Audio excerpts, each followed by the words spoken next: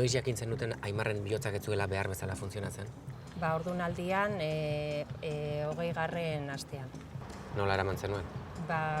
Beldur handiz. Sabelean oxigenazio guztia ondo doa, eta dekozu beldurra jaiotzen danerako. Osea, ea kanpoan bera bakarrik ondo arnastu dezakeen, ondo joango dan bihotza. Infarto larri bat eman ondoren, orain daukat bihotz berri bat, eta esan zidaten bezala eduki nula izugarrizko sortea. Nolakoa izan zen esnatze hura? Izugarria. Ikustea zure emaztearen irribarra zure ondoan, hori izan zen. Creo que estamos muy orgullosos de haber donado lo que pudimos de mi hijo. Beste pertsona batzuei lagundu izanak, horrek kontsolatzen zaitu?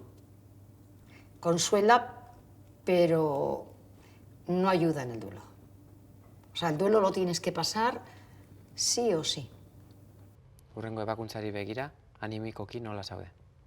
Bueno, batzuetan hiltzeko beldurra daukat, ea hilko naizenan, baina eske bizitza bizi behar da. Ezin dezu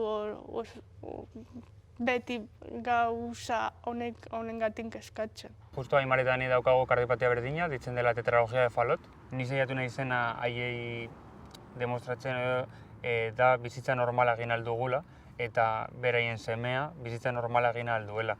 Limitazio batzurekin, baina edozein pertsona moduan. Guk agian ikusten diogu bizitzari arrisku hori. Hemendik pasatu geha nahi, denoi aldatu zaigu zerbait. Nik uste nire kasuan beste aukera bat dauketela urte batzuk bizi ahal izateko, ez? Zuri rebisioek bizitza salbatu dizute? Hori da. Bai.